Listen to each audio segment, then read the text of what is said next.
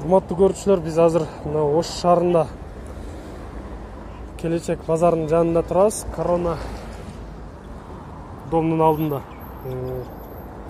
Бул жерде Ош Бишкекке каттайт. Ош Бишкек жолу азыр айдоочулар айтып жатат, баары эле ачык дейт.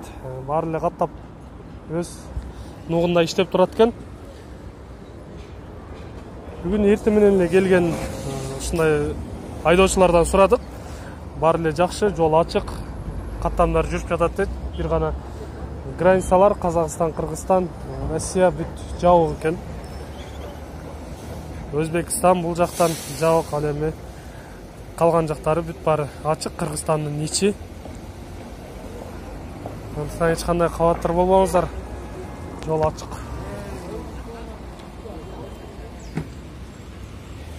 Ал эми азыр Бишкек тараптан Ошко карап көп жүргүнчүлөр болуп жатат экен. Ал жактан 7 орундуу унааларга 1500, 1700дөн 2000ге чейин болуп жатат дейт. Ал эми жеңил унаалар, мына ушундай 4 орундуулар 2000 сомдон.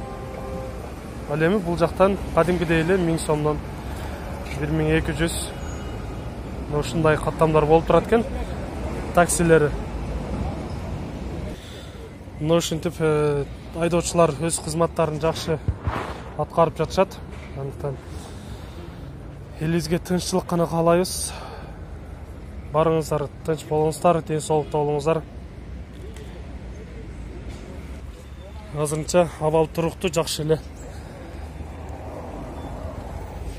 Элдин баарына жаркын, жакшы маанай каалайбыз.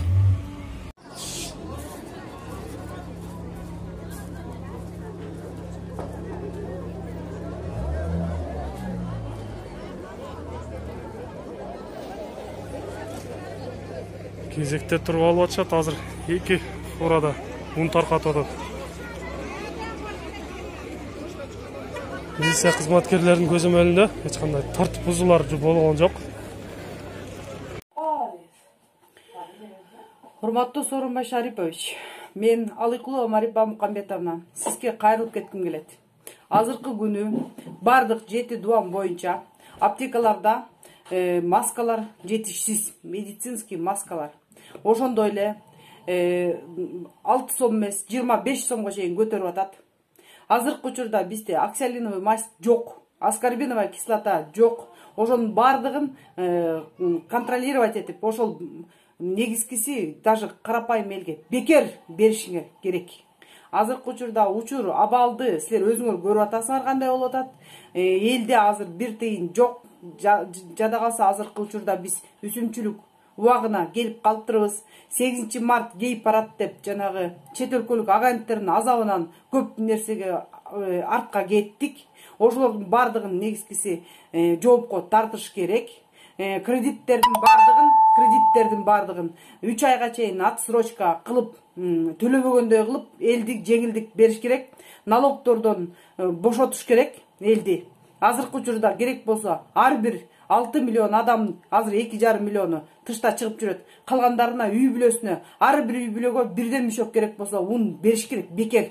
Силердин каражатыңар достаточно.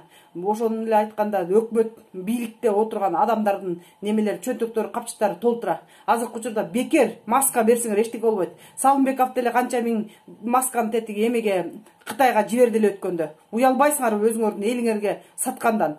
Бүт эле коммерческий болуп кетиптир. Бүт барды национализация кылыш керек. Мамлекеттик ишканалар кылыш керек экен. Азыркы учурда биз ошол натыйжасын баарын көрүп жатабыз. Коомдук мамлекеттик комиссияны түзгүлө десек болбой койдуңар беле? Эми иштегиле. Иштебесеңер көттөн арып силер тээп айдаш керек. Иштеген жоксуңар. Сооронбай Шарипович, сиз азыр чоң мүмкүнчүлүк алып атасыз. Сизге азыр дагы карапайым ишенип атат. Ошо карапайым элдин ишеничин актап, могу азыркы иштей албаган өкмөттү кууп азыр немеге кетириңиз, отставкага.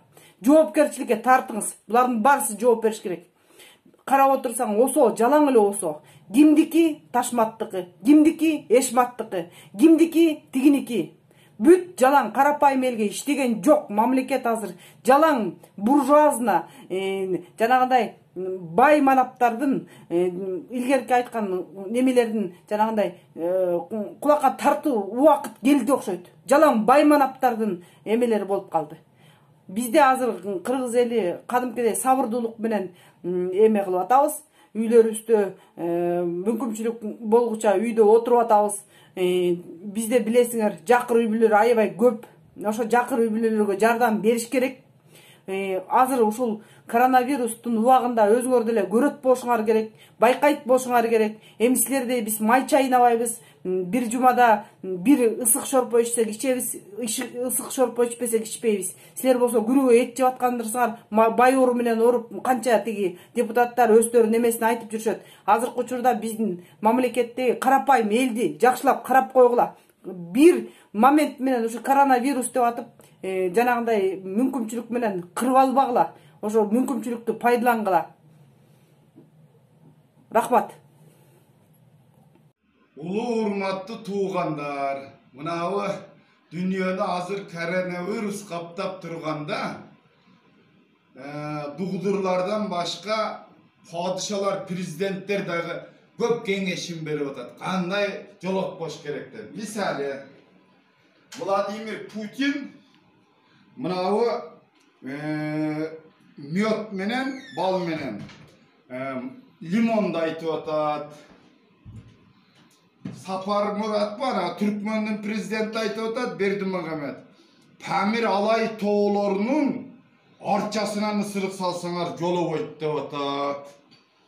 Ал эми Белоруссиянын Лукашенко айтып атат. Күнүнө 3 маал колуңарды бир сыйра чайкап 75 граммдан алып турсаңар вирус өмүрү жолобойт деп атат. Биздики болсо мына 2 жашар тайдын этинен деп атат. Мына чучугун көрдүңөр, кичине чучук, мына карта, карын, кашка жилик кайнап, кичине чучугу кайнап, кабыргалар тимеле булкылдап пышканда ушунун этинен жеп, сорпосунан ичсеңер, охо-хо. Анан сорпосун адашып туруп, аяшабалар менен пайнап суулар ичип болбагыла. Ичиңер өтүп кетет. Ичпегилегин силер, болбойт силерге. Мына эми падыша дагы Алланын жердеги амири дейт. Падышанын айтканын кылыш керек. Мага Лукашенконуку жактай абай.